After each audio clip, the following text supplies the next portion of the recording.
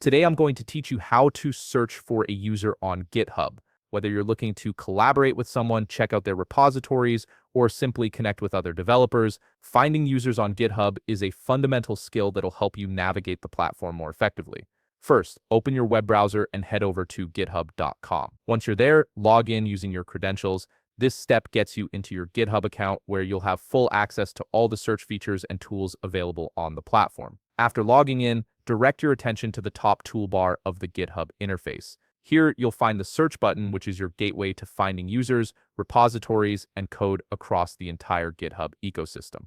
Click on this search button to activate the search field.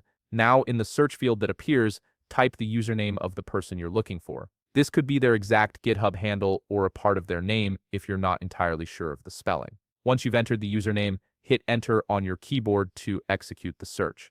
This action triggers GitHub's search algorithm to scan through its massive database of users and content. What you'll see next is a variety list of results.